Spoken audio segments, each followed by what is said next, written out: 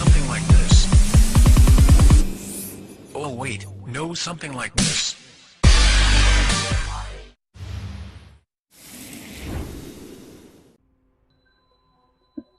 Hey guys, what is going on? It's K2W Jinx here, bringing you another commentary. This game is going to be Nuketown Domination, and I'm going to go 44-4 with finishing up with a 10.0 KD. And in this commentary, I am going to talk about how to be a commentator. First and foremost is you have to be excited and energetic, and you can't be monotone when you are doing your commentary. Most people will decide if they are going to continue to watch your video or if they are going to cut it out within the first 30 seconds. So, you have to draw that crowd in within the first 30 seconds of your video, or most people will just click on to the next one. Now, the difference is, as you can tell, I'm changing my voice now. I'm talking, and I'm clear, and I'm trying to keep you guys as entertained as possible just by my voice alone. You can tell a clear difference if I was to talk like this, and this is a pretty good gameplay. I'm gonna go 44-4, and I think it's a pretty good gameplay overall. I just shot that guy in the face. No, people will just exit your video immediately if they hear that most of the time. And, you know, my first time commentating ever, way back on Call of Duty 4 and Modern Warfare 2, I used to make that exact same problem, or the exact same mistake, rather, that I was just doing with a very monotone voice. And a lot of people who have came into my parties after watching my videos, they'll tell me, man, you sound nothing like you do on YouTube. And that's because I'm a commentator. I have to have an energetic appearance and be excited to do these commentaries. Otherwise, there's no passion behind it. And if you don't have passion behind it, then your audience really isn't going to be drawn to you as much. Another really big thing is your title in your video. You have to have something catchy or exciting, or you know, something that people are going to want to click on and see what it is about. Unless you're already a huge YouTuber who you just have your loyal supporters that will just click on your video and watch it no matter what. And then the other really big thing is most people think subscribers and likes are the biggest thing on YouTube, and they are not by any means. In reality, the comments are what will really help you, and the more comments you get on your videos, the better you do. And this is because, let's say I have 100 comments on a video. Well, the chances of me getting into the most discussed list is a lot larger now, whereas if I have 0 comments, there's no chance of me getting in the most discussed.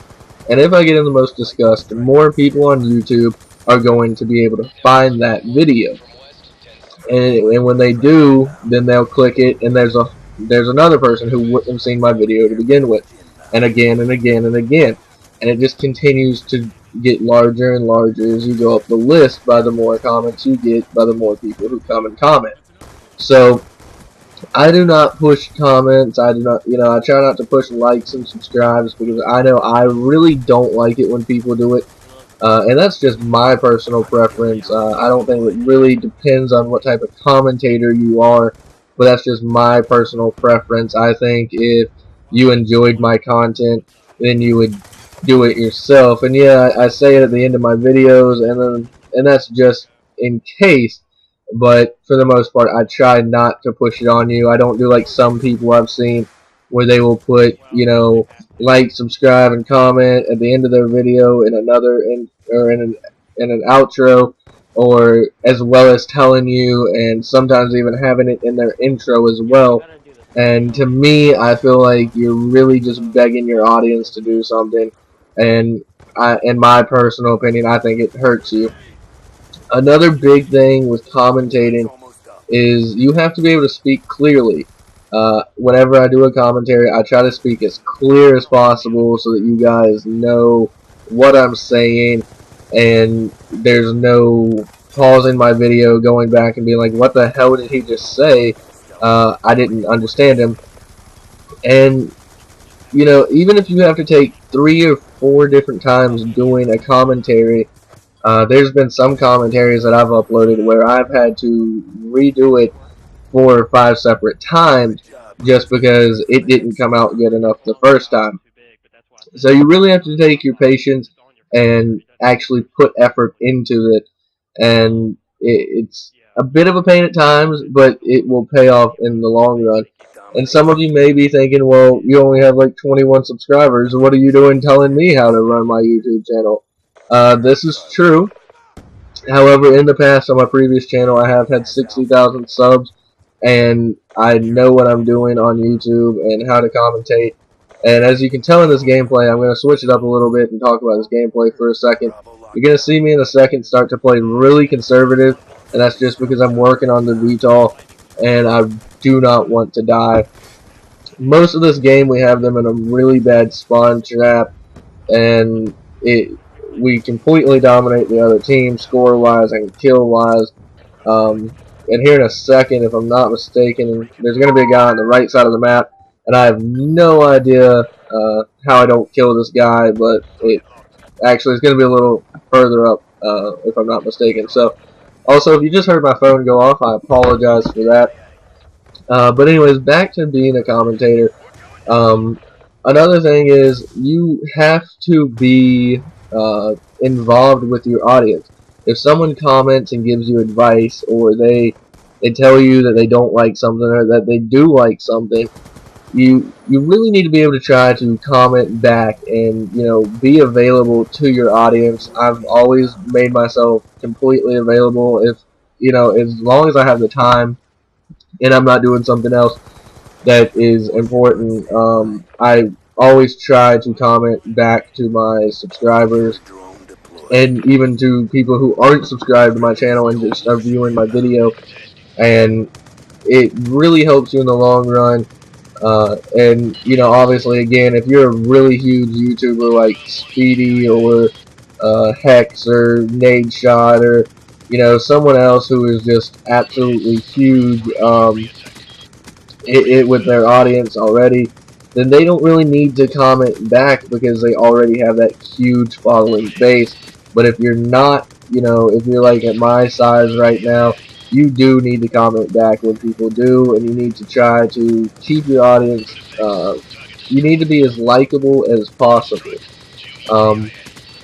Another thing I've seen some YouTubers do is they will be all friendly on YouTube, but as soon as they get in a public match, they're just trashing other players, and it really does hurt you, because if, you know, there's 12 people in a game, sometimes 18 depending on your game mode. That's 12 to 18 people that just saw you do this, and they're really not going to be interested in going to your channel, subscribing to it, and actually viewing it. So you have to kind of think of yourself as living in a glass house. Yeah, you can have fun and talk trash if someone talks trash to you, but you have to keep it in a reasonable amount, because you kind of live in a glass house where everyone's watching you at once, especially if you're a huge YouTuber. So those are really main points for me, and I think they have helped me in the past and even now. So anyways, this video is about to be coming up to an end, so I'm going to go ahead and sign on out of here, and I will be leaving for vacation on August 1st. I'm going to try and set some uploads for you guys so you're not without content while I'm gone, but I do not know if I'm going to be able to do that. So if not, then please don't think I died. But anyways, I'm going to sign on out of here. I hope you all have a great day, and I will see you all on Wednesday.